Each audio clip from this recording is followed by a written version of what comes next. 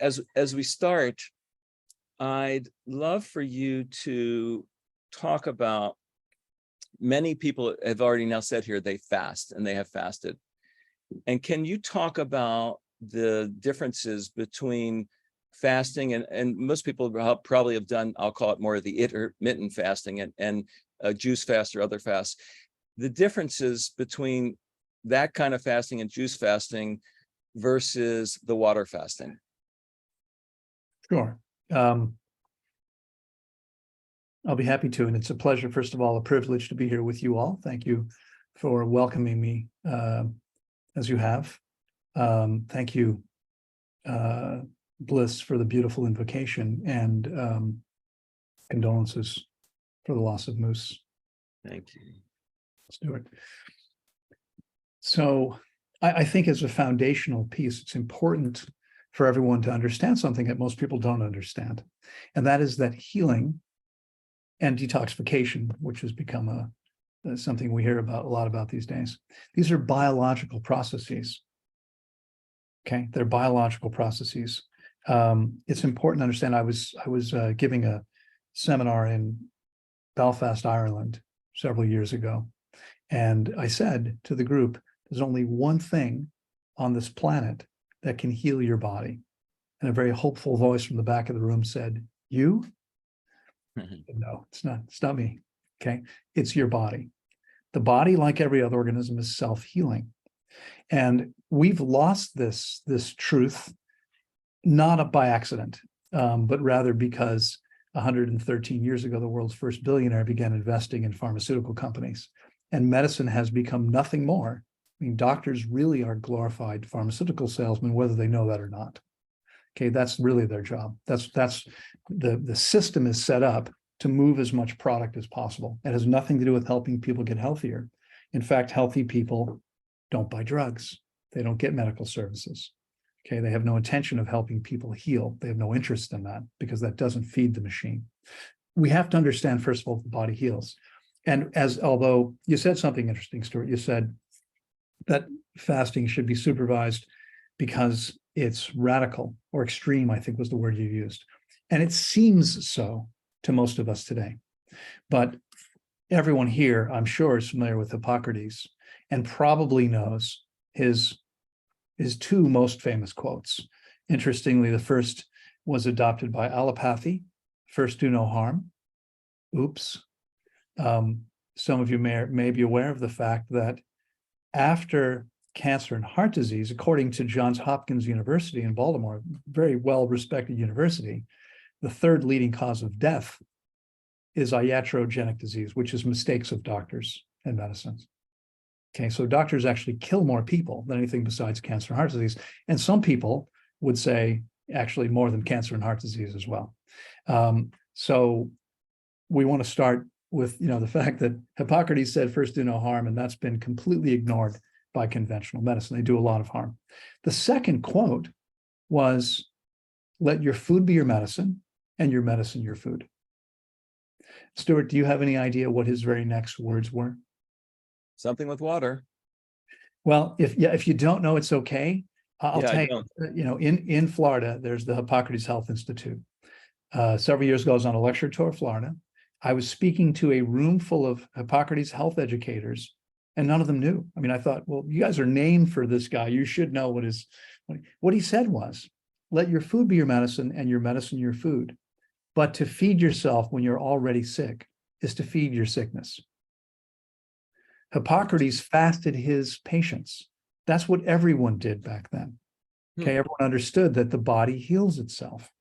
Okay, this is what people do. Pythagoras, from roughly the same time frame, Pythagoras required his students to fast for 40 days before he would take them as students. Why? Well, clearly he didn't like fat students, right? No, it's not about that. He wanted to make sure that the people he was teaching were able to think as clearly as possible. And that's only possible when we get the toxins out of the body. Okay. And we can take it, I mean, just one more, big picture look. There's approximately 25 million species on the planet. Every one of them, including dogs, dolphins and humpback whales will stop eating when sick enough or badly enough injured. And it's not about access to food. I don't know if moose ever did this or you've seen another animal, but you can put the food right in front of their face. They instinctively won't touch it because processing food takes more energy than anything else we do, roughly 50% of the body's energy. And so in order to heal, every species instinctively stops eating. We have the instinct as well. And many of us, when children went sick, didn't want to eat. Now, chances are good that our mothers, who of course meant well, they didn't know any better. They told us that we had to eat to be healthy. We had to eat to keep up our strength, right? We had to eat to be able to heal. We didn't. We would have been better off listening to our bodies. That makes me think of the traditional feed a cold, starve a fever. Is that right? Yeah, I don't know which it is, but the truth is you starve a cold and you starve a fever. Okay. In both cases, there's no reason to feed a cold. A cold is nothing more than the body detoxifying. And how that happens most effectively and efficiently is when we're not eating. And this has actually been proven. The 2016 Nobel Prize for Medicine went to Japanese PhD Yoshinori Osumi for his roughly 25 years work around a process that he coined the term for, what we now call autophagy. He made that name up from the Greek auto, self, phagy, eat. Self-eat, this is where the body consumes unhealthy tissue, takes what it can and eliminates the rest. And this is how we heal. This is a significant part of the healing process, autophagy. What he determined in his 25 years work and what he got the Nobel Prize for was the realization that this happens much more effectively and efficiently, as they said in medicine and science, in starvation. But we're not starving. Fasting and starving are two different things. Okay, it happened most efficiently and effectively in the absence of food. All right, so coming back to your question, we want to start with this understanding that the body heals itself, and it heals itself most efficiently and most effectively when we intelligently get out of its way. What I like to say is that our bodies are virtually infinitely intelligent.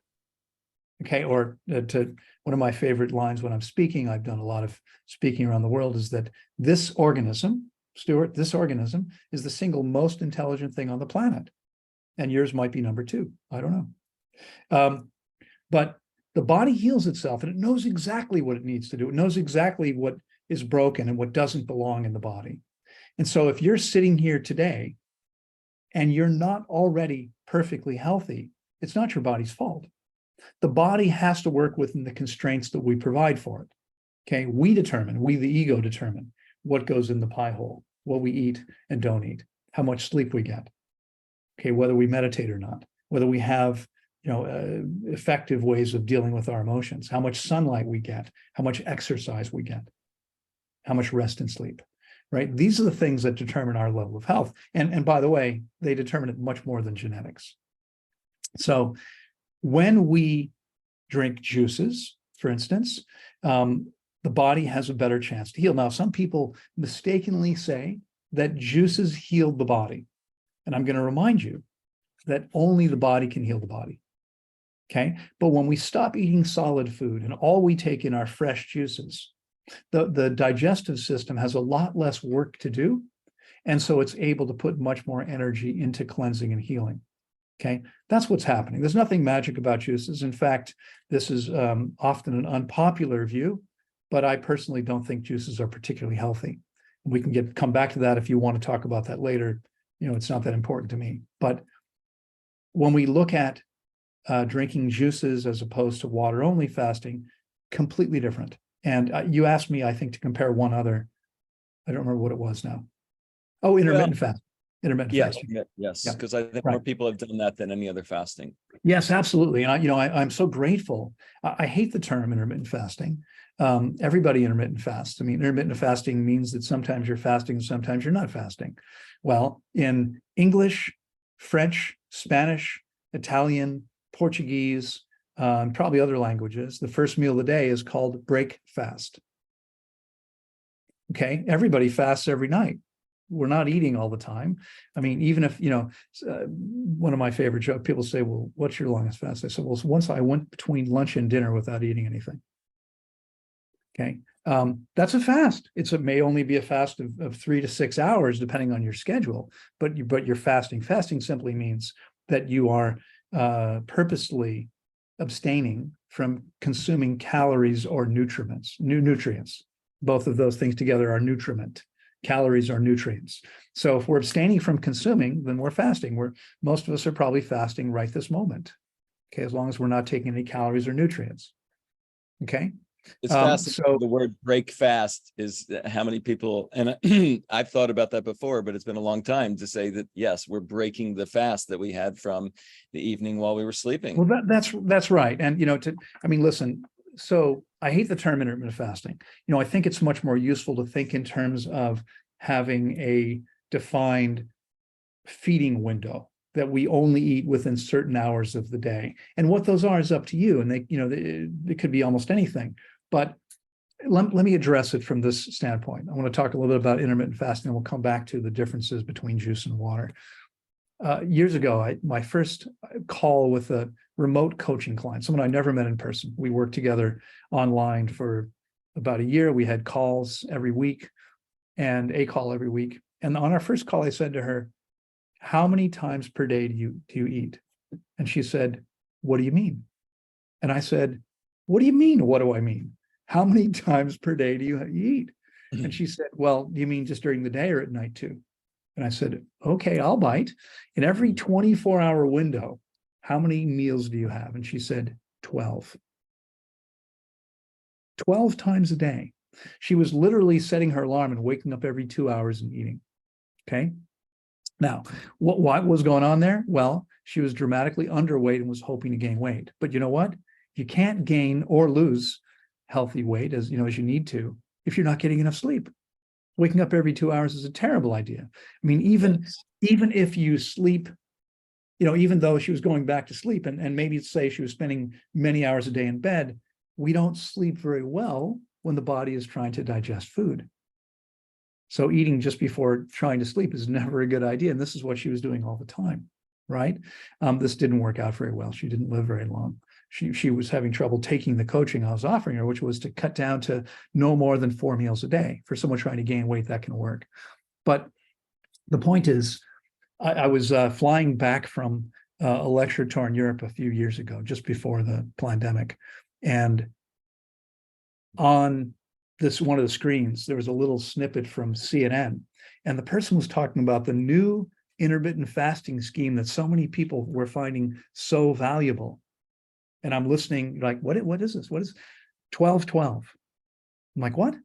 Oh yeah, just don't eat for 12 hours a day. And I thought, who would benefit from a 12-hour fast? Well, this woman, anyone who's not already doing that. I mean, most people already don't eat for at least 12 hours a day, right? But a lot of people are eating throughout the day, or eating as soon as they wake up and eating last thing before they go to bed. They might wake up at 6 and go to bed at 10. They're not fasting for 12 hours. So when people are eating all the time, they're going to benefit by reducing the amount of time that the body spends processing food because it takes so much energy. Okay. So intermittent fasting's primary benefits come not because there's a 12 or 16 or 18, or I typically fast 20 hours a day for 30 plus years now. Okay. I don't ever call it intermittent fasting, but that's what I'm doing. Okay. My breakfast is usually between 2 and 3 or 4 in the afternoon. I'll eat again at between 6 and 7, depending on my day, my schedule.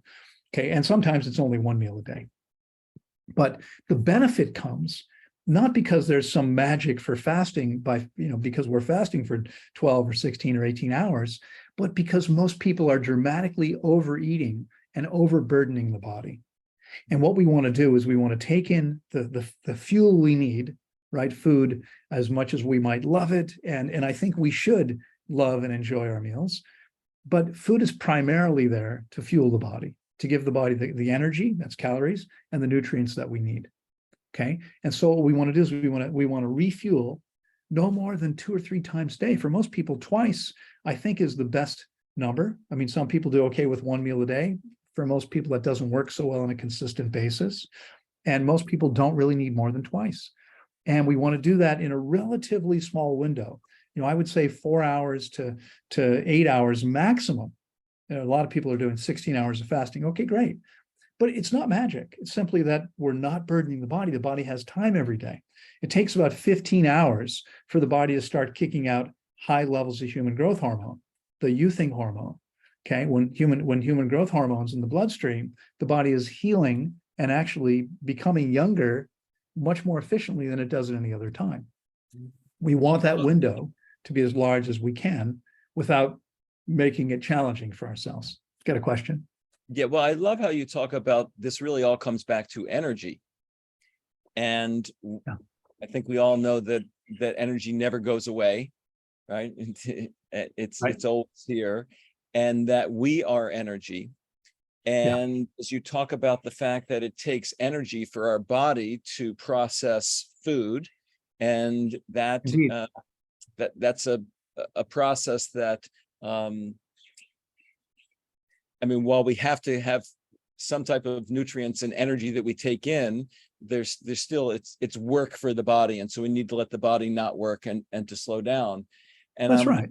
I'm wondering about the cajoules. So there's cajoules of energy in each food, and each food group has certain, and each foods has different cajoules of energy, which is a force of energy that it has. What are the cajoules in water? I've never heard about that or even thought about that. Well, science says that water doesn't contain any energy that way.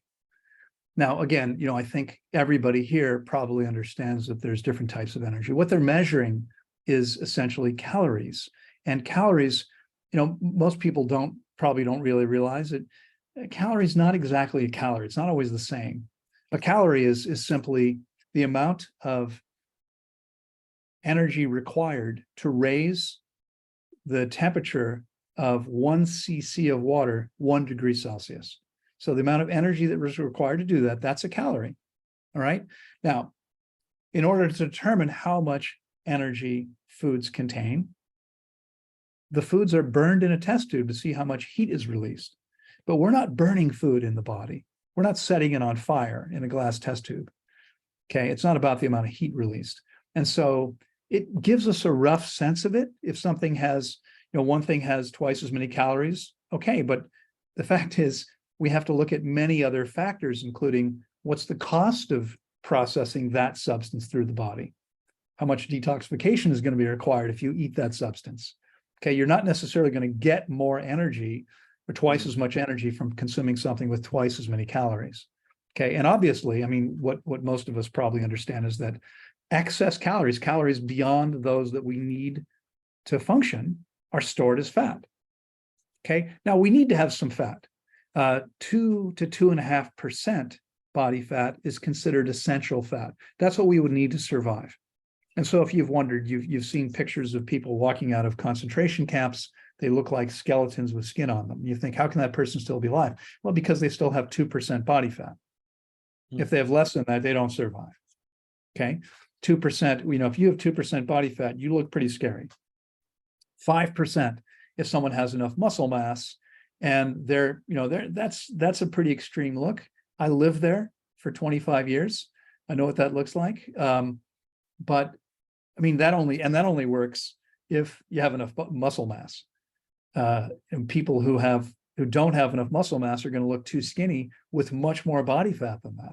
Right. So we have to look at those two things. But the body stores the excess fat for a reason, because in nature, there are times where food's not readily available. Droughts, floods, fires, etc. And so animals in nature have to be able to go sometimes long periods of time without a meal. Right now, probably most of the people that we know believe at some level that if they skip lunch, they might die. But the simple fact is the average person has closer to 8 weeks of reserves. And those people who I like to say are wealthy in nutrient reserves can go much longer. I mean, this sounds crazy to many people, but my longest client fast was 18.5 weeks, just water. 18.5 weeks, no nutrients, no supplements, no electrolytes added, just water. Okay. And that's possible because we have everything we need in the body. Okay. The body lives off its fat reserves. We're not starving. Starvation only occurs when all the fat reserves are gone. And then the body begins to consume the essential tissue, organs, and muscle as its primary source of fuel. There's always a little bit of that happening. There's always a little bit of muscle being converted to sugar throughout the fast, but it's tiny. You're not going to see your bicep shrink. It's nothing to worry about. Okay. Yeah. But once all the reserves are gone, the fat reserves, now the body's consuming vital tissue. And this always ends in death if you carry it to the end point. You don't want to starve. Starving is not beneficial. When we're fasting, the body is living on the reserves that we have for just that purpose. We're in no danger at all if we know what we're doing and do this properly. Okay. We've literally never had a person have a problem because they fasted. I mean, we have clients die because we have clients come to us who have stage 4 cancer and have been told you've got 3 weeks to live. And it's a last ditch effort to allow the body the chance to heal. Sometimes they do. The guy that fasted 18 and a half weeks was morbidly obese. He had a lot of reserves. He fasted for 4.5 months. He started with stage 4 testicular cancer. There was no trace of cancer when he was finished. Now, that sounds crazy to many people, but that's only because people don't realize that every one of us, science says, has cancer cells forming every day. Yes. The reason only 50% of us now develop cancer, and that's changed a lot since I was a child, but today 50% of the people develop cancer. All the 50% that don't, it's because their body's immune function is destroying those cells as they form. So the body was designed, is intended to be able to destroy cancer cells. It's just that most people are too toxic or dehydrated to be able to do that very well. Okay. That's a perfect segue into hydration, because you talk about hydration unlike many others. And I think people have been told, drink 8 glasses of water a day and you'll be hydrated. However, as we know, pretty much every single one of us, maybe not you, are dehydrated. So can you talk about hydration and the importance of hydration, and also looking at that on a cellular basis versus just this, higher level basis? Sure. I mean, I'm not sure how much I can talk about it on a cellular basis because I'm not a cellular biologist. But I can tell you a lot about from my own experience. And I'll tell you, I mean, it was how things just sort of happen. These beautiful coincidences occur, right? There's no coincidences, but things happen and we go, oh, okay. I came across a book probably now 25 years ago or more called Your Body's Many Cries for Water, written by an MD who had realized that dehydration, the lack of sufficient water, was causing all kinds of problems for people. And he treated his patients with sort of, and my apologies, no disrespect meant if there's any MDs on the call, but the way that medicine typically looks at symptoms only. Medicine is about treating symptoms. It doesn't address causes of problems. In most cases, they don't know what the problems are. So he never asked why everyone was dehydrated, but he came up with a way to force water into the cell, and it worked, and people felt better and functioned better. He did not find the Holy Grail. He didn't find the answer to perfect health. He died at 72, 10% earlier than most people do. So that's that. There was obviously something lacking there. But this book opened my eyes to the problems of hydration. I started thinking about that probably closer to 30 years ago. 20 years ago, 19 plus years ago now, I moved the center from outside of Washington, D.C., actually in rural Maryland, up in the mountains, down to Central America. We're now located in Costa Rica. And in the move, our scale, I think, turned up missing. And so, like, there was a box of stuff or two that never made it, right? And so I needed to go find a scale. And I went out, and it was the first time I came across a bioimpedance scale. Now, bioimpedance technology was invented by an American scientist who was approached by the U.S. military. U.S. government went to him and said, look, this is back during the first Gulf War. They said, we've got all these servicemen and women in the desert, and we want to make sure they're not dangerously dehydrated. Is there a way we can measure this in the field? Because there's technology, but it's room-sized, expensive technology, not easy. You're not something you're going to move around in a battlefield. And so he invented this portable technology. His devices, I think, ran in the low thousands of dollars. Today, you can buy a bioimpedance scale for $30. It will be as good as you would expect a $30 device to be. We use a device that's about $500, and it does a reasonably good job. But it's this technology that allows us to actually see how much water is in the body. We then calculate, or do our best to calculate, the lean hydration of the body. And what we have seen, having measured now more than 6,000 people in the last, we've been doing this now for 18 plus years, I think we've been measuring, is that virtually everyone is dehydrated, and some people are seriously dehydrated. Now, the impact on the body and our health, I can't even tell you. I mean, it's the way to start thinking about this, where babies are roughly 80% water, but most adults are somewhere between 60 and 70% water. And I don't believe there's any good reason why that should be the case. It is the case, and I can tell you why it's the case. That's easy. Think about corn chips. You've eaten corn chips, Stuart? I have. I'm guessing most people here have eaten corn chips. How much water would you guess is in a corn chip? 2%. 2% is exactly the right number. That's what science says. Corn chips are 2% water. Now, when they come back out of your body, okay, you eat a bag of corn chips, they come out of your body again. Are they still 2% water? You better hope not. Yeah. That would be pretty uncomfortable. Okay. Yes. Stool on average is 75% water. So where's all the water come from? It comes from the body. Okay. Every species on the planet eats a diet that's high in water. But almost everybody on this call, probably every single person on this call, has grown up eating a diet that's a lot lower in water than stool, which means every time we eat, we're losing water. That's what happens in the large intestine, the transverse colon, which runs across the center of the torso, okay, below the rib cage, right about the belly button height, runs all the way across, comes up, turns, and runs all the way across and turns down. We're supposed to be absorbing the excess water from our food, perfect water from our food, by the way, because as I'm sure you're well aware, probably know more about this than I do. There was a book published several years ago about the fourth phase of water. Jerry Paul, yeah, he's a dear friend, and he's part of our community. He actually couldn't be with us today. But right. Well, for anyone not really familiar with what this is about, it's very simple. I mean, first of all, first three phases, everyone's familiar with: ice, water, liquid water, and steam, right?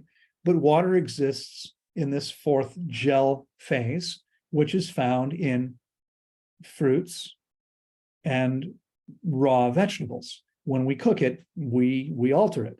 Okay. So, and most vegetables can't actually be consumed, digested very well in their raw state. So this is the reason why I recommend eating only, before I ever heard the term, I said, there's something about this. It's different, right? So I eat only fruits and leafy greens. Now, I have to admit, I'm only experimenting with this diet. I don't really know if it's going to work. It's only been 31 and a half years so far. Okay.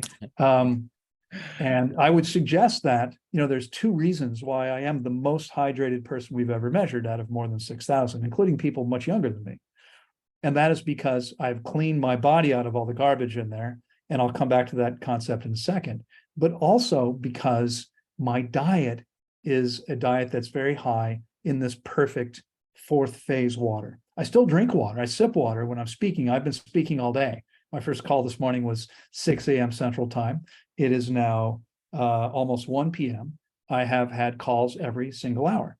I stay pretty busy coaching people. And so when I'm speaking a lot, I'm sipping water. But I drink a lot less water than most of my clients need to drink to stay hydrated. And that's because my body is clean. And so I don't have this giant sponge of old, hard material. When you ate the corn chips, you eliminated some of them and it was painful, but a little bit of that stuff is still stuck in the body. From every single meal we've ever eaten that wasn't high in water and fiber, both of those things, a little tiny bit gets stuck. Yeah. And it adds up to about on average, about 4 pounds per decade of old stuck material. Now, doctors will tell you, no, they learn in medical school, this stuff doesn't exist. There's nothing, it's not true, it's not there. Every single doctor who's fasted with me says, oh, yes, it does. Because it's very obvious and clear when we're eliminating the stuff that this is not anything that we've eaten recently. The stuff is it's been described as like rock. I had a woman who had a bowel movement. Her roommate, she was fasting with us at the center for the second time. Her roommate came to get me and said she needs to talk to you. I went to see her and she was sobbing. She had just had a bowel movement. She said, it felt like I passed 2 huge chunks of concrete. That's how hard this stuff can be. I've had people tell me they poke it with a stick and it's like a rock. Go ahead. Well, this idea that you said, I mean, fruits and vegetables are water. They're somewhere between 70 and 90% water. So you're getting your water through your food versus the processed food that we all know is not healthy. That's right. Is dry, right? And as you said, the water's been taken out of it and it's been denatured. That's correct. I want to do something a little bit different today. Normally we break into small groups and we're in groups of 3 or 4. I want to keep us together as we are here. And I just want to open up now to have people comment, question, challenge, whatever comes up, to have people talk about what they're hearing, what they're thinking, what their questions are. So let's open this up. And I have many more questions I want to come to, Loren, but I want to engage people and I want to hear from you. So please, Absolutely. Who has something that you want to comment on, you want to question, you want to challenge? By the way, I'm only free until Saturday, just so you know. Thanks, Loren. Who has something you want to share or you want to ask? I got a question. So in the presentation that you've just given, what would you suggest for the average kind of healthy person in terms of water fasting?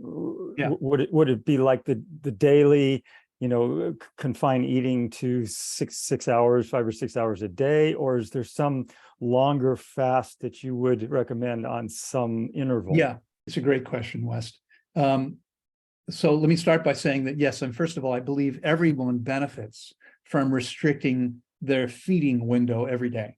And, whether it's 4 hours, as I typically do, or 6 hours or 8 hours, I think it would be good to restrict it to no more than 8 hours. But everyone benefits from doing that, and everyone benefits from cleaning up their diet as much as they're willing to. I'm 100% raw.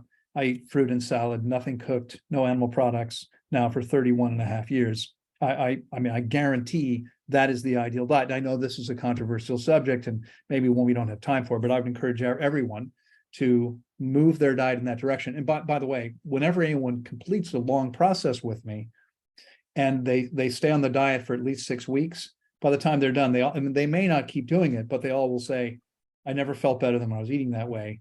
I couldn't keep doing it, or I have too much, whatever. I mean, sometimes people feel pressured to go back to eating other things, whatever it might be. But those are the first 2 pieces. But it's a great question, and we didn't really have time to get into this. But virtually everybody, again, I'm looking at your picture, you look like you're at least 25. Is that true? Yeah. Virtually every, if you've been on the At least 25. At least 25. Yeah, you can't even remember how old. But we actually fast children, not so many of them, because most parents, are a little bit wary of this, but we do fast children every year. Children do perfectly well. Even young children, even 9 and 10-year-olds can fast 21 days.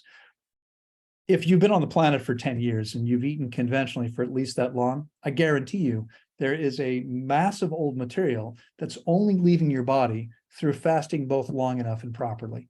Now, this part, I don't really know how to do this without sounding self-serving, but a fast beyond first of all, it takes 10 to 11 days to get into the deepest part. There's various phases of the process. It takes about 10 to 11 days to get into the deepest part of the process. And so around 97% of my clients, I've worked with more than 10,000 fasting clients. More than 97% of them have fasted for 21 days or more. We rarely do fast less than that because there's so much more benefit by going the extra time. That's a 4-week process, and it really requires taking time off. I work with people remotely, and we have this amazing location in Costa Rica, but either way, you need to be resting. So it requires taking time off. I guarantee everybody here, if you did that and had proper supervision, it would be the single most beneficial thing you've ever done for yourself. Most people can't believe how well they feel and function by the end of the process. Now, of course, again, there are people that have very serious conditions that it may be too late for the body to heal completely from. But in almost every case, our bodies are meant to heal, and they will when we give the opportunity. So what I would say is, yes, do the intermittent fasting, keep that feeding window as tight, between 4 and 8 hours, I would say, but also plan to give yourself this incredible gift of 4 weeks. And I'll guarantee you in writing that when you're done, if you're open and coachable, you will feel and function better than you have in a long, long time. For many people, it'll be better than ever. I wanted to mention something, if I'm allowed here. Yeah, Greetings, Louis. everybody. Since we have Robert Slovak on the Zoom today, I was going to say, I want to remind everybody the importance of minerals. My wife and I have experimented with minerals for the last 8 or 9 years. And we found anytime that we're having any type of health issues, we resort to minerals, and it's been a lifesaver for us. And the other thing that I found after doing a raw fast is it was really important to do a parasite cleanse. And I just wanted to know if anybody had any experience doing a parasite cleanse on a regular. Robert, you want to comment?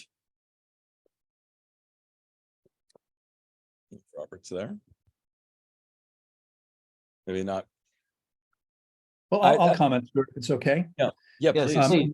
Minerals are absolutely necessary for our health. It's absolutely true. We're meant to get our minerals from food. We're meant to take in organic minerals, which are part of living plant tissue. So while it's important that we have the minerals, there's actually more and more studies that are demonstrating that the more we supplement, the higher the rates of disease. And so we want to be very careful. Even if anyone's listening in from Seattle or Portland or London, you know that it's very difficult to get enough sunlight most of the year in those places. This is less of an issue in Hawaii or Costa Rica, but we need vitamin D, and vitamin D it's poorly named. It's not a vitamin at all. It's a hormone. Your body creates it when sunlight strikes your skin, and there's no artificial hormone that's ever going to be as good as the natural one. So we really all need sunlight. We're tropical animals. We're meant to get sunlight on a regular basis. If you're living in a place where you can't get it, then you need a supplement. But the more vitamin D supplements you take, the higher the rates of 3 or 4 different diseases. So you want to be super careful to not take more than necessary. Okay. Now, again, minerals are useful, but ideally what happens, and again, this may be hard to believe. I'm sorry, Lewis, I think, was the man who asked the question. Okay, Lewis, I'm sorry, so I've taken 0 supplements in 30 plus years. I eat only fruit and leafy greens, and I have no deficiencies of any kind. We're meant to get our nutrients from food and sunlight. And, I mean, that's pretty much it. That's how we're meant to get our nutrients. We shouldn't eat anything else. Now, most people's bodies don't work very well. Okay. And so they may have issues. And I've had people who are eating perfectly. I had a woman who came to me, she emailed me and she said, Loren, I was at your full day seminar in Phoenix, Arizona. This was many years ago, 8-10 years ago. She said, everything you said made a lot of sense. I'd love to fast with you, but I have a magnesium deficiency and take this massive magnesium supplement. I said, okay, what's your diet look like? She said, well, that's the thing. I already eat the way that you recommend, which means she was eating a large green salad every day. I don't do that myself, but that's what most people need to do. That's what she was doing. As you may know, magnesium is the central atom in the chlorophyll molecule. All green foods contain magnesium. She was eating a lot of magnesium, but she was magnesium deficient. Most deficiencies are not caused by a lack of sufficient nutrient. They're caused by an inability for the body to process it properly, to access it. It doesn't matter what goes in here in the mouth. It depends. What matters is what gets to our cells. And so it took me a month or so to convince her, because she was concerned. I said to her, you can't supplement while you're fasting. Okay. You can't take any supplements or medications while fasting. Now, hormones are different. So type 1 diabetic can take insulin. Someone who has had their thyroid surgically removed or irradiated and doesn't have one, and you therefore cannot make thyroid hormones, which we need, has to take them. That's okay. Okay. But in this case, wasn't going to take any. So, Well, but the spring water at your property, though, has minerals in it. It does. It has inorganic minerals, which the body doesn't recognize as food, but we actually need for the water to cross cell membranes and to not take electrolytes out of the bloodstream. So distilled water, which this is the water people, right? You guys probably know. This is an unnatural substance made by a machine. People say, well, rain is distilled water, but it's not. It's not. I'm a certified permaculture instructor. And what I learned studying permaculture many years ago is that water only precipitates out of the air when it encounters a solid object. That is either dust, pollen, mold, or pollutants, something, minerals, could be minerals in the air. Okay, there's minerals in the air. So in fact, if you take a desert and plant enough trees, you can create rain where there wasn't any, because the tree pollen will seed rain clouds. The water will precipitate out of the air when it encounters all that pollen, and you'll get clouds in that area. Okay, you have to have a large enough area for that to happen. It won't happen on your backyard. You would need like a square mile or more. It's a pretty big piece of land, but you can create rain where there wasn't any. So yes, we use spring water. There's nothing better. This is what's natural.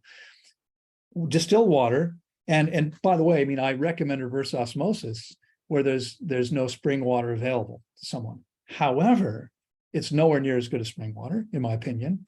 And you want to be cautious. I have 2 brothers, clients of mine, who fast with me a couple times each, who are quite wealthy.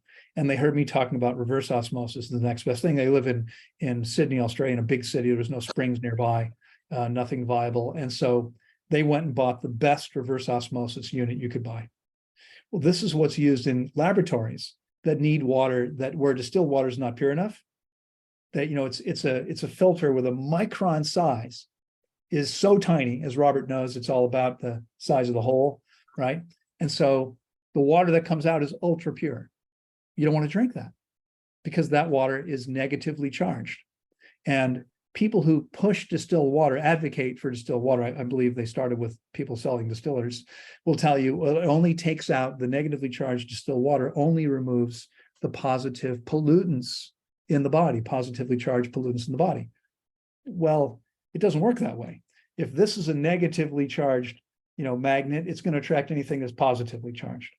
Positively charged substances in your bloodstream include calcium, magnesium, sodium, potassium, and one of the other primary electrolytes. Distilled water will take these out of your bloodstream. To a certain extent, reverse osmosis water will too. But a home reverse osmosis unit still allows about 10% of the minerals through, and it's okay. That's okay to use. Stuart? Yes, please. Yeah, I can, this subject, I can definitely take down the rabbit hole, and I have a lot to say about it. And we fail when we just use the term minerals, because we do have to include minerals and trace elements, and there are over 70 of them. Sure. Of the periodic table. And I'm a big believer in the terrain theory, and our terrain evolved from the ocean, and the ocean is a solution of the entire periodic table. That's right. Contains every single mineral. And it was Rene Canton who said the only way life could leave the ocean was to take the ocean with it. And our extracellular fluid is actually managed by the body to have the same proportions of electrolyte, mineral trace elements, etc., as the ocean. Right. It's an amazing realization. However, I recommend the wonderful presentation by Professor August Dunning called Habitat Crisis. You can find it on YouTube, etc. He's a professor at Caltech, or professor emeritus, and an astrophysicist, and he took this challenge up about nutrition and versus chronic disease. And what he explains is that in modern produce, there are simply not the periodic table or even close to it. We probably have, even in the best produce, and I'm not including biodynamically grown, specialized produce, but just the produce you might buy, organic produce from one of your favorite stores, you're going to be hard pressed to be able to find more than 20 minerals and trace elements in that. You'll get the basic ones, the primary ones, as Loren said, the magnesium, the calcium, potassium, phosphorus, blah, blah, blah. But you are not going to get the ones that the body was literally designed from, and that is the minerals of the ocean. They don't have to be from the ocean, but the whole periodic table. You were meant to have this, and this is a big deal, in my opinion. You don't need a lot, but your cells are expecting them, and your terrain is supposed to be managed to include them. So this is I'm just saying, the water issue, we really should have maybe another presentation of this water, what's in the water kind of thing. And the water fast, the benefits of water fast are unchallenged and can be achieved with distilled water, RO water, et cetera, because it's another way the body uses water. But we do have to think about the whole periodic table being included in one's diet at some point. And the food can't cut it. Well, there's actually a relatively easy fix for that, I believe, Robert. I mean, I agree with nearly everything you said. I can tell you for a fact, there's no way that distilled water fasting is anywhere near as beneficial as fasting on clean spring water. Having worked with so many people, we see people all the time who've tried that and then do it our way. It's a completely different animal. Okay, that's fascinating, and I'm happy to know that, and I believe your observations, because I don't have, a body of evidence to know that. And that's easy to, I would have thought that the ability of the distilled water, or I always have thought that the ability of distilled water, which is hungrier water, would at least benefit one in a fast of getting rid of unwanted material. But perhaps you've shown and lived it, and so I believe you. The body is perfectly capable of doing that without needing something hungry, which unfortunately is attracting things that we don't want to take out of the body. Got it. But here's the thing. I mean, here's what we do. Here's what I do. And this unfortunately, if you're in Oklahoma, this may be a little harder to manage. But if you live anywhere close to the ocean, what you can do is fill up a gallon bottle of seawater, put it into a 50-gallon barrel, and then let rain fill up the rest of the barrel. You need a device that shuts off the water coming in once it's full, so we're not losing that mixture. So it's 1 part seawater to 49 parts rain. Obviously, if we watered our plants with seawater, our tomato plants, for instance, we would kill them, right? Because the salt will dehydrate them. This is why the Dead Sea, as Robert pointed out correctly, the proportions and percentage of minerals in the body is roughly the same as, should be the same as it is in the sea, in a typical sea. But if you go into the Dead Sea, where the salt is much more concentrated, the water will migrate from the body of any living organism, plant or animal, into the water. That's correct. That's called osmosis, right? We've been talking about reverse osmosis. Osmosis is water moving from a low to a high concentration of solute. That will kill anything that spends enough time in the water. That's why it's the Dead Sea. Nothing can live there. So that doesn't, but if we take, seawater and we dilute it 49-1 with rain, now we're getting all those minerals, all those elements from the periodic table that are in the seawater. We're now using that to water our food plants. And what happens is we get those nutrients back into our diet. Correct. And there's an entire body of science, agricultural science, that uses and shows us how to use diluted seawater to restore the soil and the microorganisms in the soil to allow us to benefit from them. There's a grower of turmeric on the island here in Kauai that I was riding my bike one day and I saw this vehicle with a big tank in the back and it was a generator going on. And I stopped and said, "What are you guys doing?" Said, "Oh, we're pulling seawater out." I said, why?" Said, "Well, we add them to our turmeric." And when we started doing this, and it was a dilution of, I think it was actually like 100 to 1. Sure, water, it almost doesn't water. matter, but got it. And they said their yields went up, they doubled by adding the seawater because of the trace elements in the seawater. But as you said, it has to be done on a diluted basis, otherwise it will. Of course.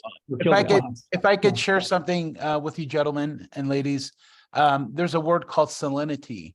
And I spent 20 years in the water business, testing water, sourcing water, bottling water, distributing water. But one of the words I found out was salinity.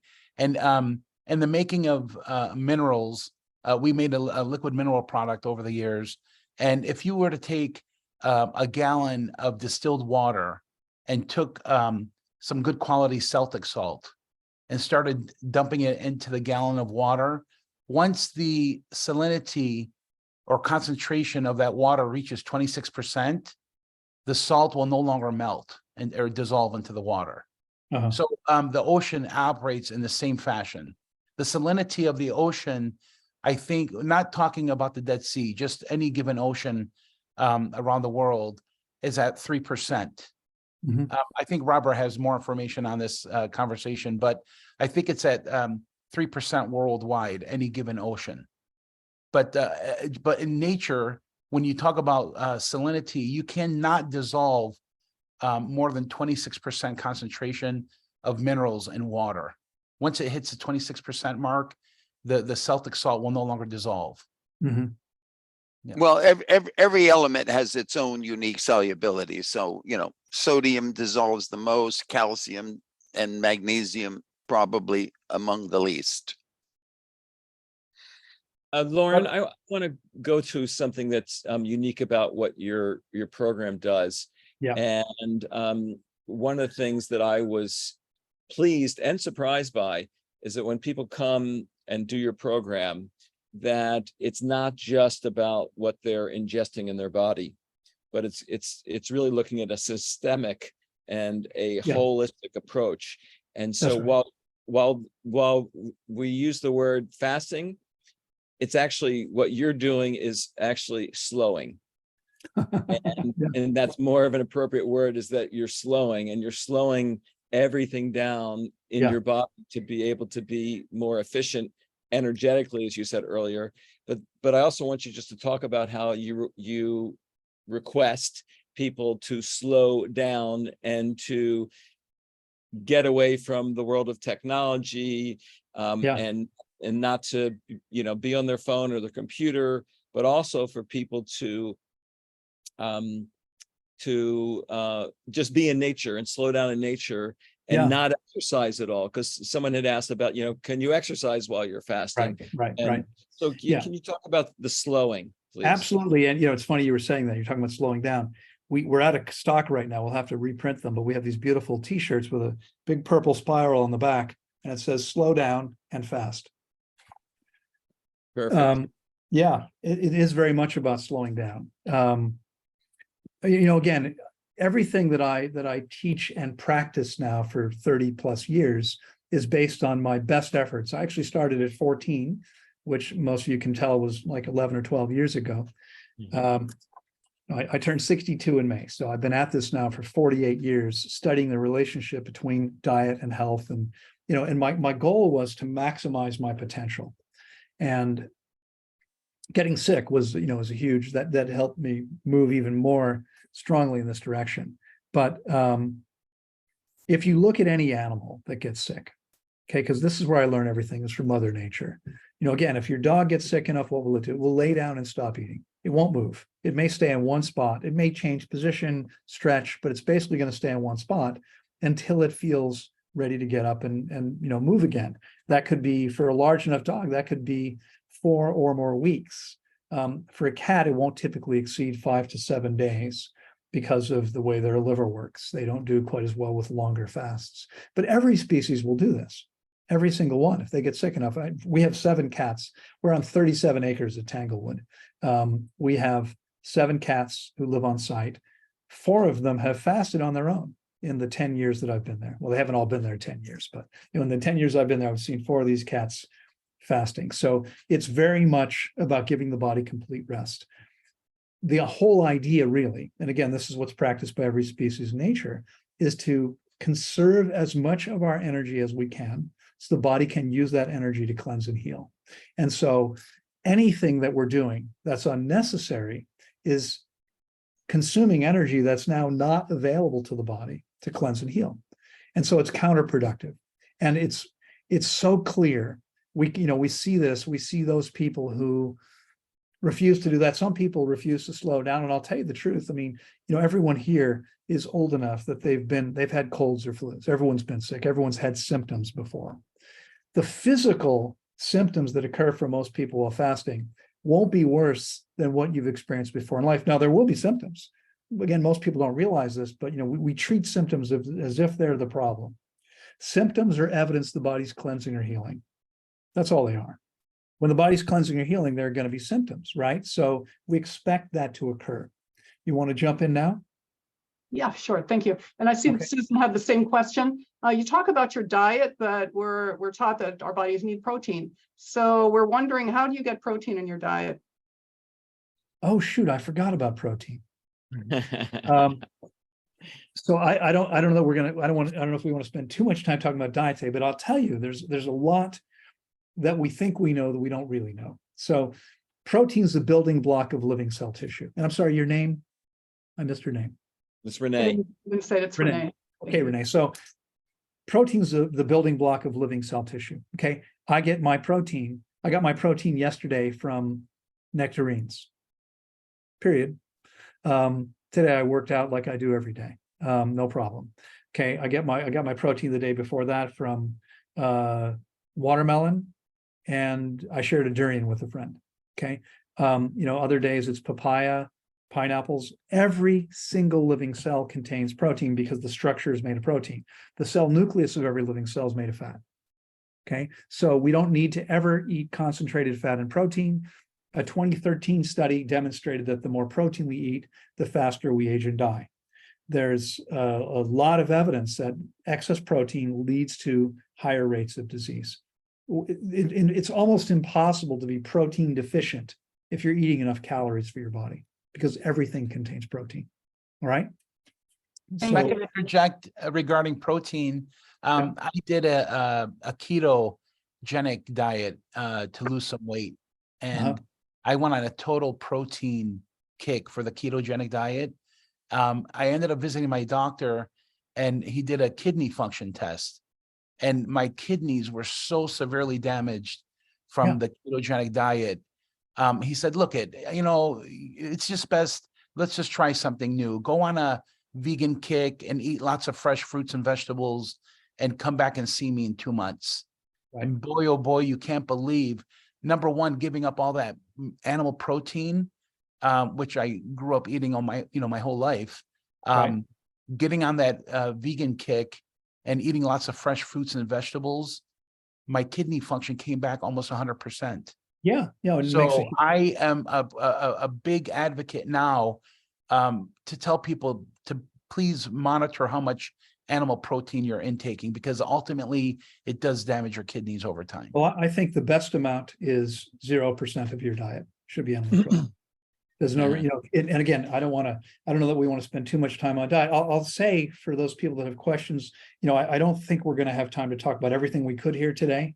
I'd be happy to come back if that makes sense. B, I have, I think, roughly 1,100 videos on my YouTube channel I talk about every one of these subjects in detail. So anybody here can go take a look. And if you want to know about protein, just go to my YouTube, search for Loren Lockman, go to the YouTube, put in the little search box protein, and there'll be a bunch of videos that come up. Okay, so I can answer all your questions that way if we don't get to them here. That's great, Loren. Yeah, thank you. You Denise, bet. you have a question. I do. Yes, I have a quick question about sunlight and if sun gazing intentionally is ever given on your when people are fasting.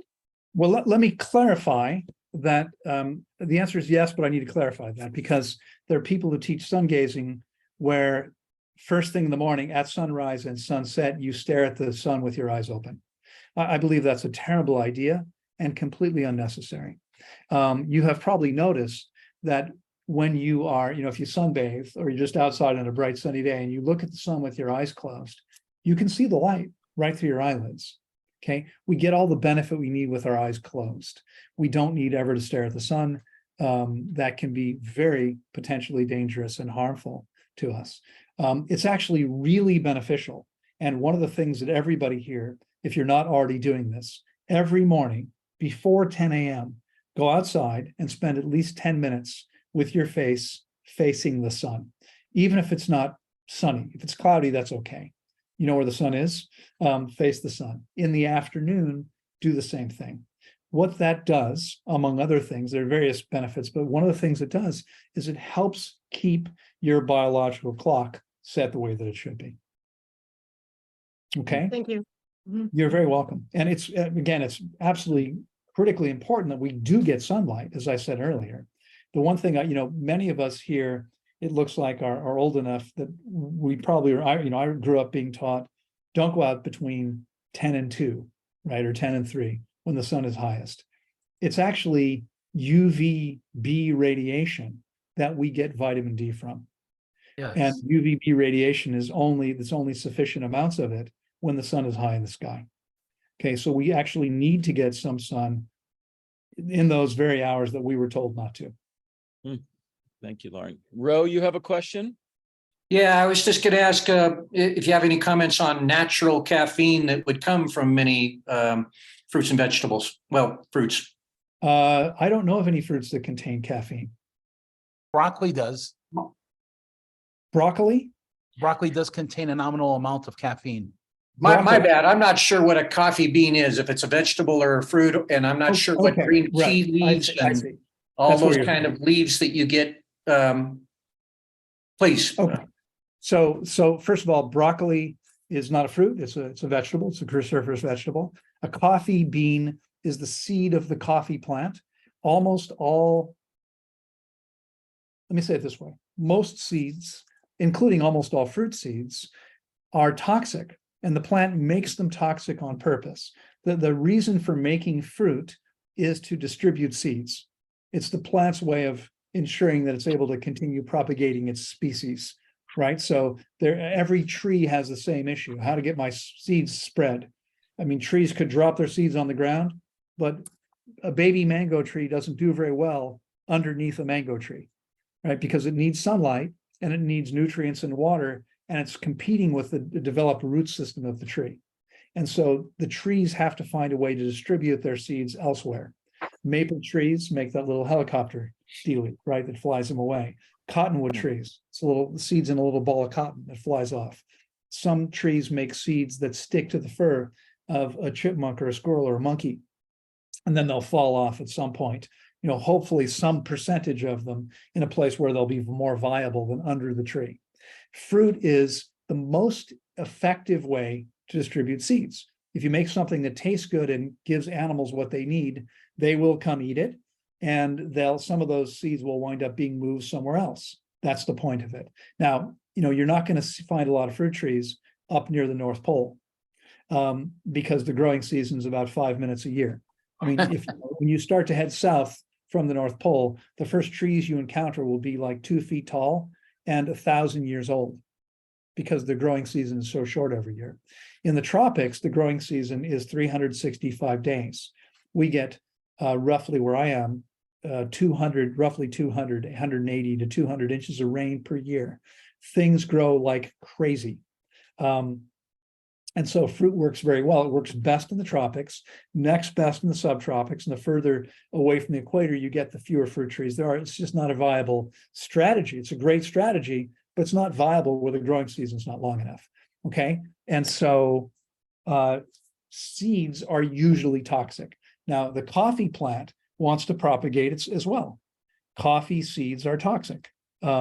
Caffeine is a stimulant. Stimulants leave you with less energy. They don't actually give you energy. What they do is they block the receptors that tell you that you need to rest. So you're not getting the signal that you should be getting from your body. And because of that, you feel more energized because you don't feel the tiredness that's actually there. But when it wears off, you're actually more exhausted than before, more depleted than before. You're losing minerals by using caffeine. So I don't recommend eating things that contain caffeine, and I don't recommend consuming cruciferous vegetables. And I know that's, again, that's a huge, what do you mean? They're the healthiest things on the planet, kale and broccoli. Well, studies have shown that we don't actually get many nutrients from them because we can't digest them very well. By the way, again, this is, it's a separate subject, but it's a related subject, because when we cook food, we cook the perfect water out of it, much of it, right? So cooked foods contain less water than the raw varieties. Now, most vegetables, as I said before, they're not really very well digestible. Cruciferous vegetables contain a lot of cellulose and other resistant starches. These are carbohydrates that our bodies can't break down. They also contain anti-nutrients, including nutrients that damage the thyroid gland. So, I think, and the studies have shown that we actually get far more nutrients from things we can digest better. So vegetables exist for themselves. One of the questions, well, why do they exist then if they're not for us to eat? Well, they exist for themselves. And there are other animals that can eat them, that can digest them. But our systems work best with fruit and soft, tender leafy greens. Every species does best on its natural diet. Cows, sheep, and goats eat grass and little green plants, and they get everything they need. We wouldn't do very well because grass is mostly cellulose. We can't digest it. Yeah. Loren, where are you located?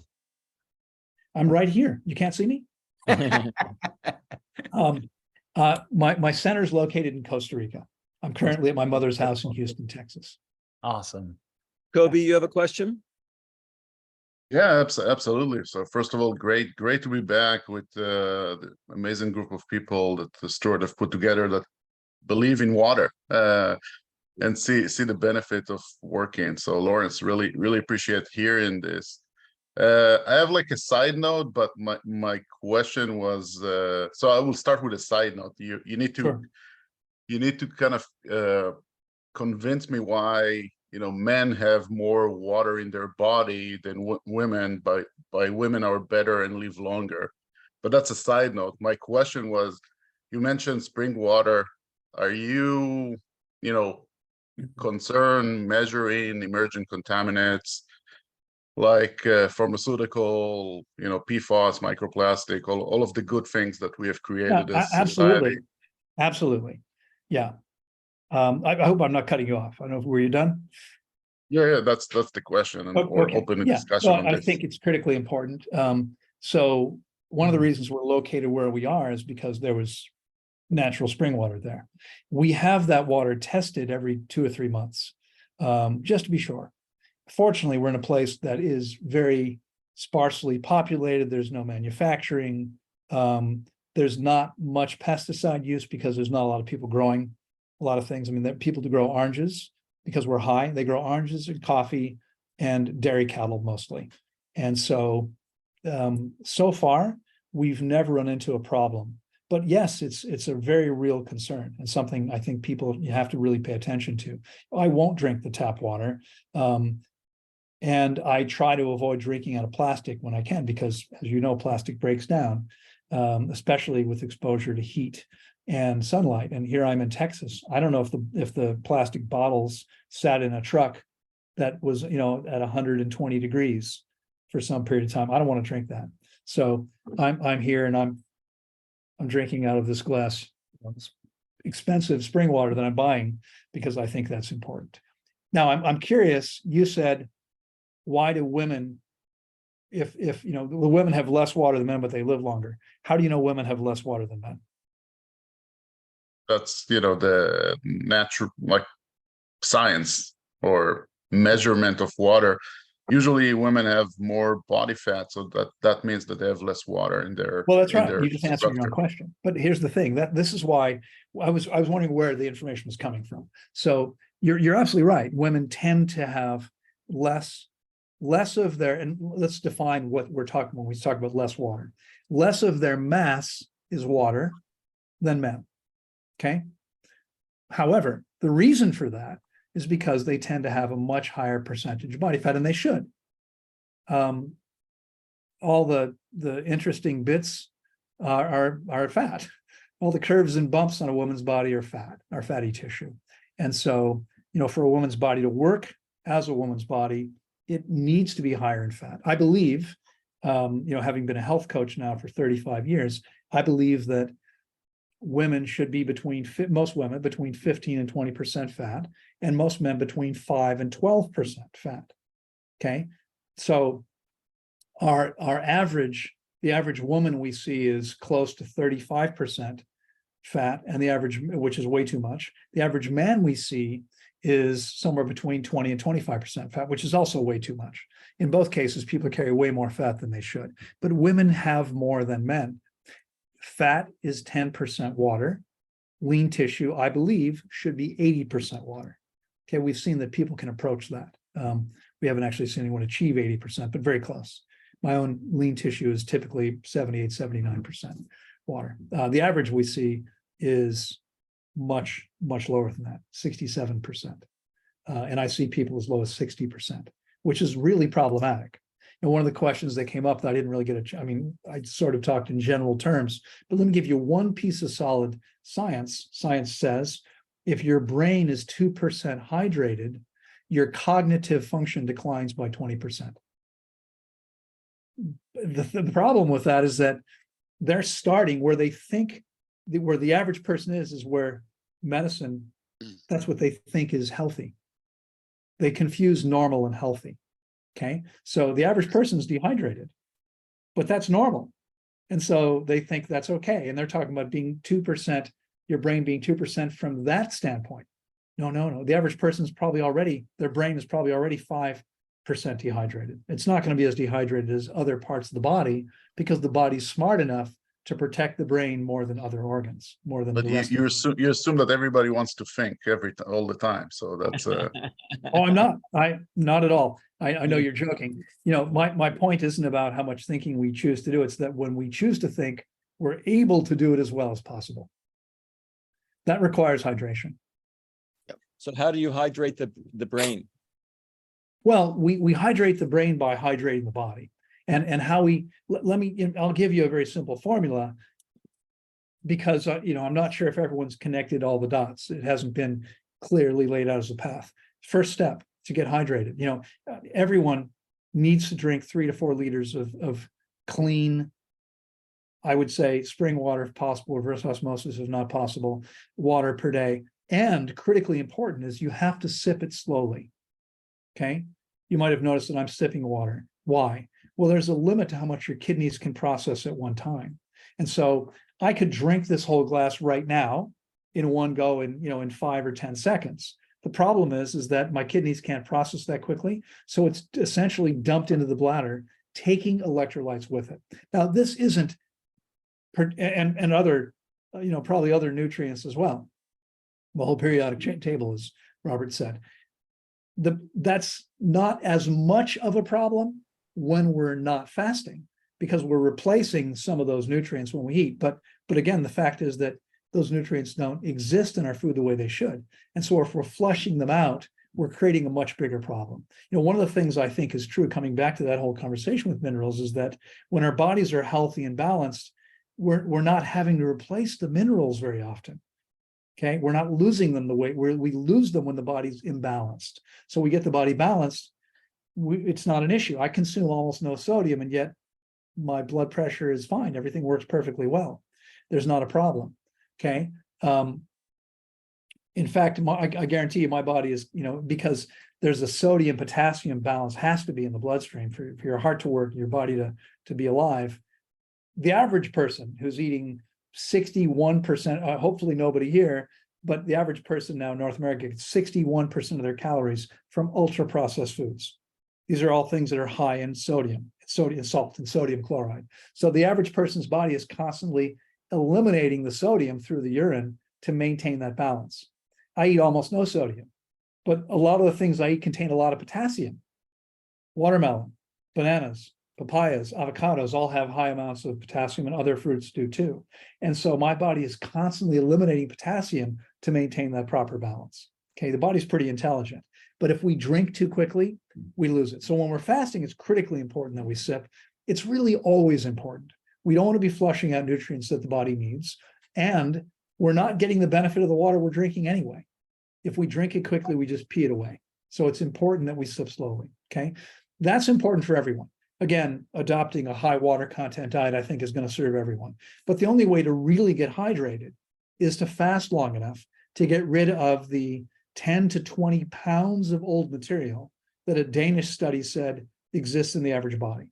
10 to 20 pounds of old material. Now, if that sounds hard to believe, again, I've got videos where my clients will tell you themselves, oh yeah, I mean, I have a woman fasting with me right now. She started her process at 200. She's not fasting. She's eating now for 17 days after a 35-day fast. And she has, in the last 7 days, she has had 70 bowel movements. She's averaging 10 per day. Now, she's eating 4 meals of watermelon, papaya, pineapples, mangoes. These are foods that are relatively high in water. There's not a lot of solid material to eliminate. You should have 1 bowel movement per meal. And most people, when they wake up in the morning, are going to eliminate the last 2 meals of the day. So the average person having 4 meals a day, if their body is functioning well, would only have 3 bowel movements. But she's averaging 10 per day. I had a 70-something-year-old guy who fasted with me a couple of years ago.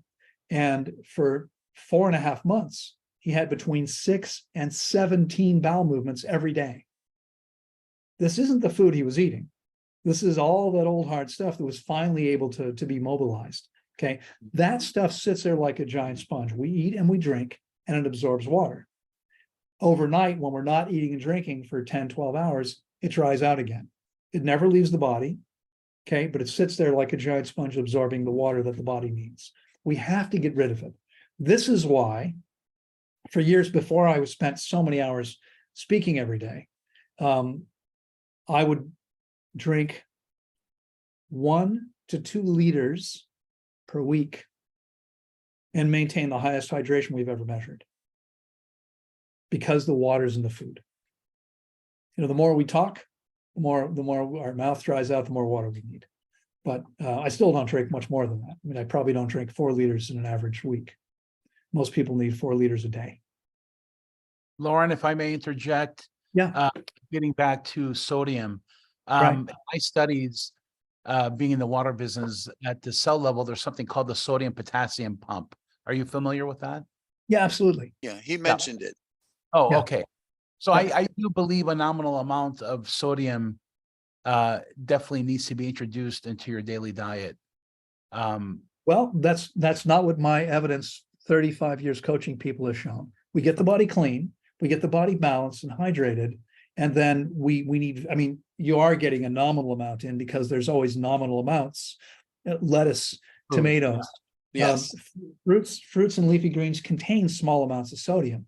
We don't need very much of it. Small Right, amounts. but even though, Loren, I mean, sodium is by far the most prevalent electrolyte in the body. Absolutely. Okay. And yet I maintain it levels that are perfectly Absolutely. healthy. And your fruits definitely have enough sodium to keep it at the normal level. That's all I meant to say. One of the things that my wife and I are researching and developing, we're creating a machine right now. It's an oxygen hydration. It's coming out of Tokyo. It's called HIT, hydrogen inhalation therapy. So we're creating a machine that you could connect and hydrogenate your water, or you could connect to a cannella and breathe. It produces 600 hydrogen, CCs. 300, cc's of hydrogen to 300 oxygen, and you could put this and oxygenate and hydrogenate your water, or you could breathe it in. What we're finding out is our sleep is so deep at night. We do it for about an hour and a half before we sleep. And we're finding out that the hydrogen therapy is super beneficial. Also, we've been experimenting with these hydrogen bottles. It's like a portable it's a generator, hydrogen generator bottle made of glass. And I just wanted to know if anybody has experimented or experienced any benefits from using those. Oh, I only have about 12 years of experience. Yes, thank you. You're welcome to call me. Robert, Have you found it to be beneficial, Robert? Molecular hydrogen infused in water is an entire new nutrient discovered by the Japanese about 15 years ago, and it's reached the height of studies in helping many things. So molecular hydrogen is a new nutrient that is worthy of giving some attention to. And also Robert, as inhalation therapy as well, Robert? Pardon? As well as inhalation therapy? As well as, any form. They both act somewhat differently in the body and address different things, but both inhalation and hydrogen and molecular hydrogen infused water have significant health benefits, primarily in controlling oxidative stress in the body. Thank you. Yeah, Robert. Loren, a question I have for Loren is, do you have any comment on the fasting dedicated clinics such as True North? I've always wanted to ask an expert like you about those clinics. Yeah, sure. And of course, my opinion is completely unbiased since they're our largest competitor. Okay. I mean, I think they're missing the boat in several areas. First of all, they use distilled water because that's what Herbert Shelton, the modern father of fasting, the man who really brought it back to our culture in the largest, in a significant way. That's what he recommended. And Alan Goldhammer was a student of Herbert Shelton's work. And so Goldhammer is the owner of the center. Their average fast is 10 to 11 days. It's not long enough to enable most people to maximize their benefits. Again, our fasts average between 21 and 30 days. The average is 26. Very few people do less than 21 days. Every year, I'll probably fast 8 people for 40 days or more with no problems. So I think it's too short, but it's the most significant difference. I really believe that the presence of this old material, which again, it's a controversial subject. I have a friend who actually worked at True North for 9 years.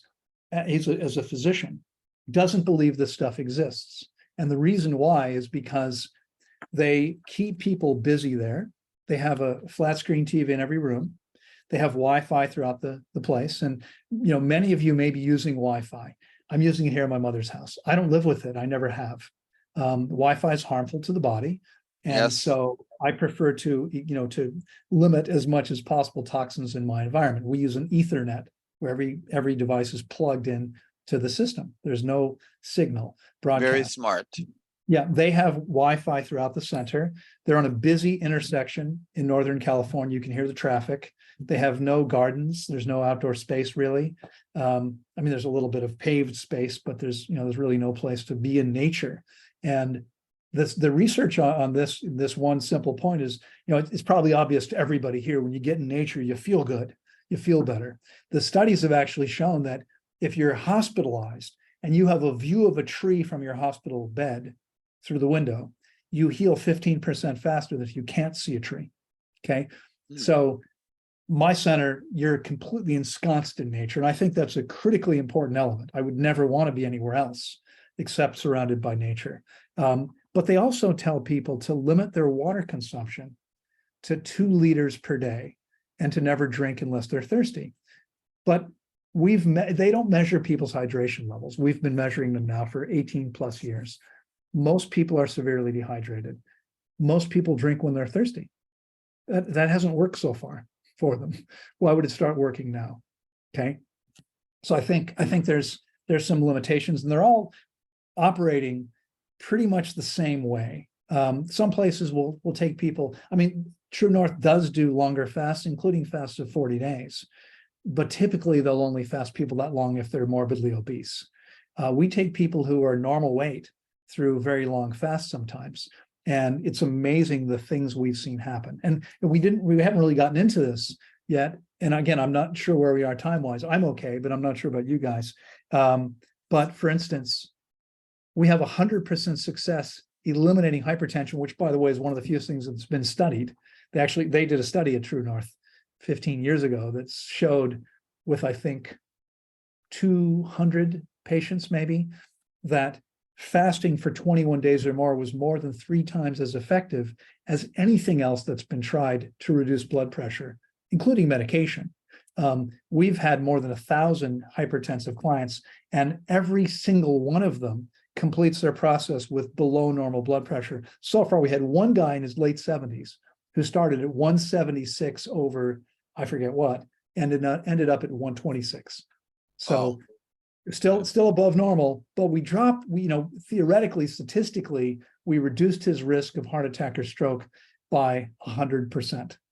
By bringing it down to 126. So I think they're making a huge mistake. That typically requires 21 days, and their average fast isn't that long. We have the same rate of success with type 2 diabetes, 100%. Only about 130 or 35 people. Every single person completes the process and needs no medication. Our bodies are amazing. We see arthritis and lower GI tract problems, allergies, Lyme disease. There are very few things our amazing bodies can't heal if we get out of the way as significantly as we can. Peter, you got a question. Yeah, Loren, I was curious, you talk about the hard materials that sit in our bodies, and I was curious where in our bodies those hard materials are usually sitting. Yeah, they're sitting in the small intestine. Which is why they don't see them with colonoscopies, which is why colonics can't ever eliminate them, because there's, for those of you that don't know the physiology so well, where the small intestine runs from the bottom of the stomach all the way down to what's called the ileocecal valve, right? The ileum is the end of the small intestine, the cecum is the beginning of the large intestine, and there's a valve there that allows things to go out, but not to go in. And so you can pump all the water you want. It's not getting into the small intestine unless the valve, has failed, and then we have a problem. So they're parked in the small, and even when they do an endoscopy where they stick the camera down, they only go down about 1/3 of the small intestine. They're not seeing the whole thing. And I'm completely willing to say, well, I can't prove that stuff exists. The other possibility is that water-only fasting produces rock-hard material. I don't think so. It's coming out of the body with every client who does what they need to. I'm pretty sure it's in there, but I can't prove that. Yeah, are there any attempts or previous research that with, say, cadavers or with other collection devices that showed? It's a great question. This is something they could do, but typically don't do in an autopsy. They typically don't open the small intestine unless there's some particular reason to. So it's not a routine practice to take a look and see what's there. You've probably all heard of famous cases, and this was the large intestine, not the small, but it was claimed that both John Wayne and Elvis Presley died with roughly 40 pounds of material in the colon. Yeah. Stuart? Yeah. Yes, Robert. Can we, I don't think we've covered it, and I don't know if you're intending to cover it. Can we ask Loren to tell us about his clinic, like where it is and what the experience is, of course, involves? Yeah. Sure. Yeah, I'd be happy to. We're located in Costa Rica, and if you know Costa Rica, We're in the northwesternmost province, which is Guanacaste. We're up in the mountains, about 800 meters above sea level, which means Is this the Nicoya, the famous Nicoya Peninsula? Yes, we're in a blue zone. Okay. Exactly. Yeah, we're in one of the world's blue zones, which, if you're not familiar with, this is where people live the longest. And it's interesting because we are helping our staff. We have about 18 full-time staff members.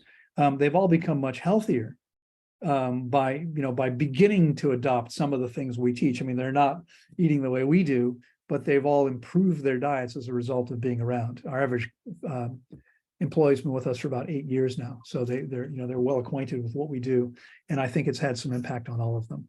But what happens? It's a beautiful center, as I said before. It's 37 acres.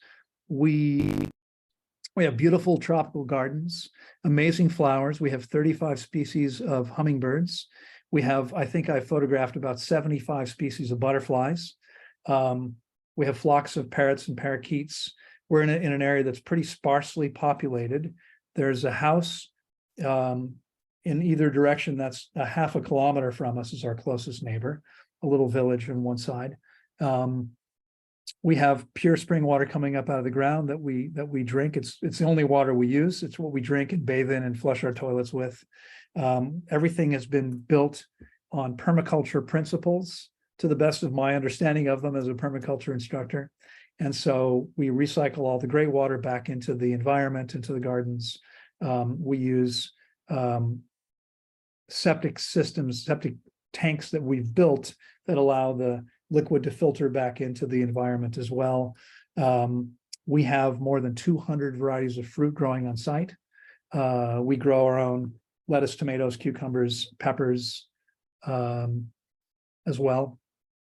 And we have space there for about, let me see here.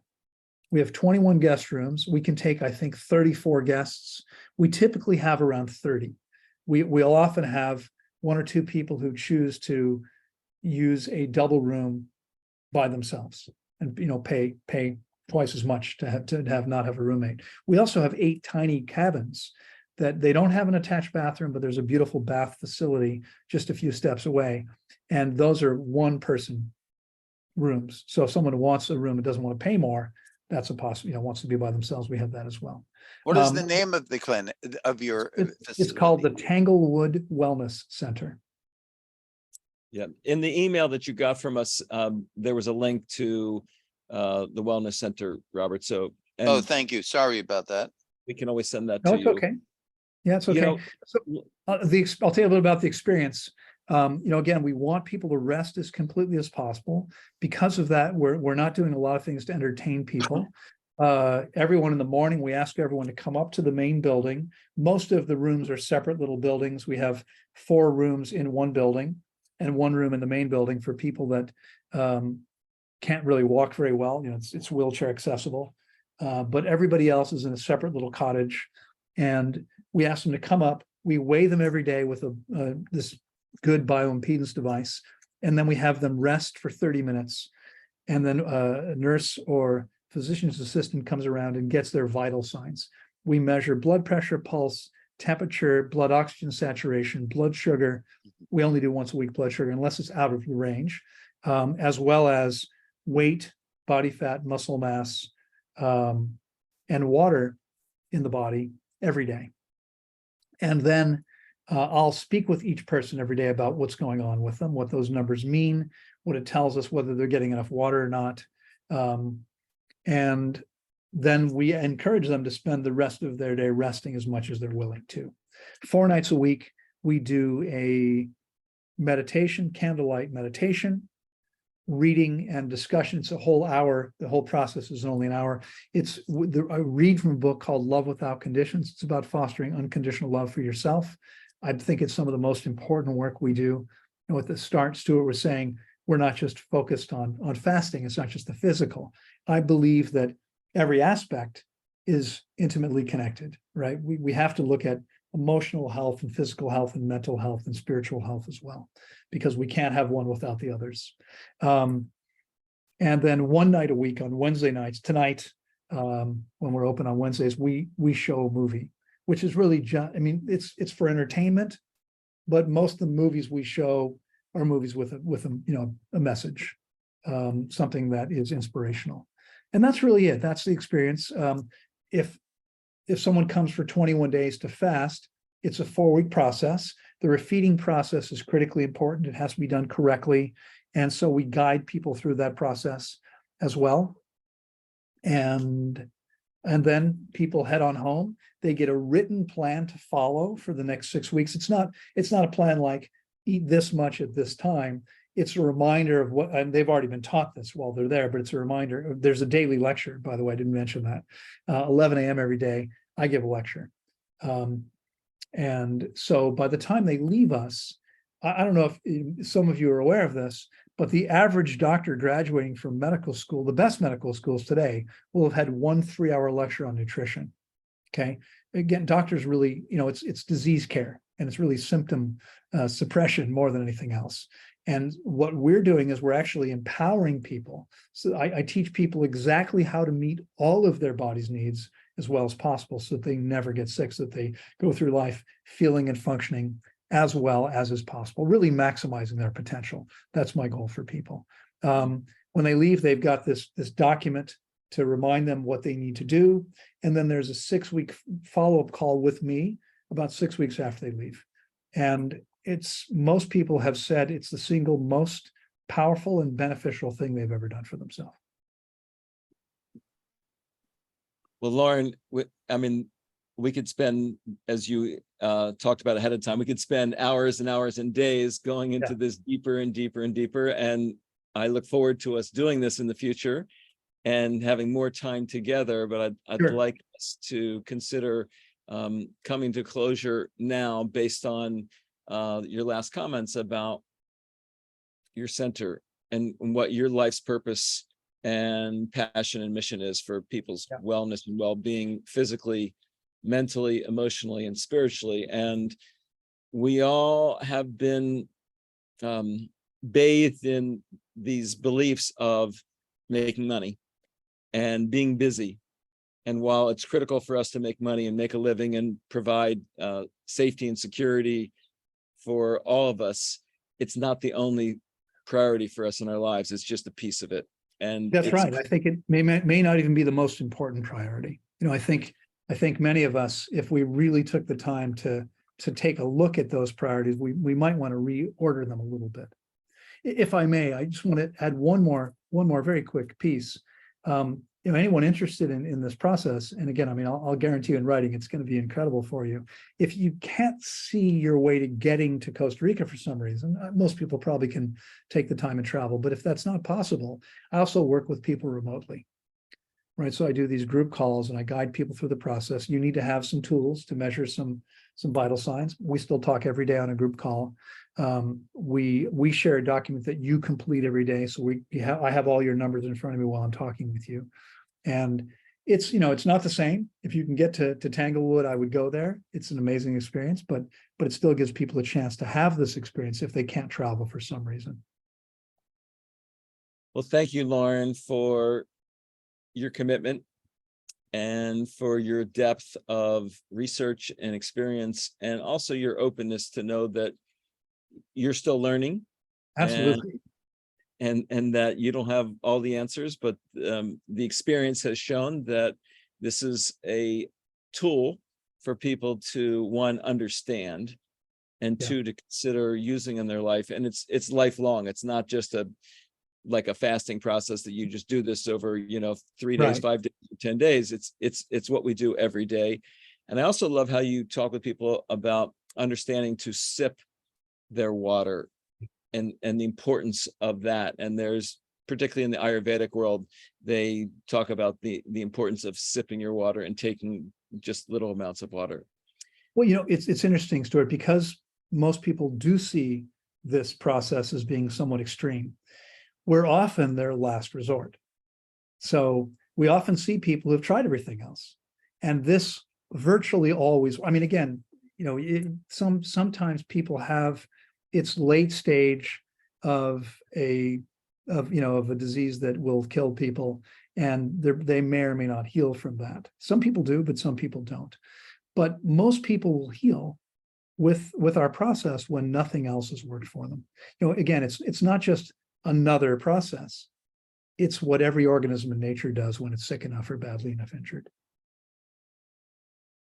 Well, thank you, Loren. So My pleasure. grateful for you and your work. And thanks to everyone in the community here to join us and to be open to hear this and to come together as we do in community in honor of water, which is really honoring ourselves, because we are water beings, we are hydro sapiens, and we need to treat our water and ourselves as precious gifts and treasures that we all are. And until we meet again next month, we may take August off. We haven't decided yet, but we may take August off because a lot of people will be on holiday. So if we don't meet in August, we will definitely meet in September, and looking forward to our next times together.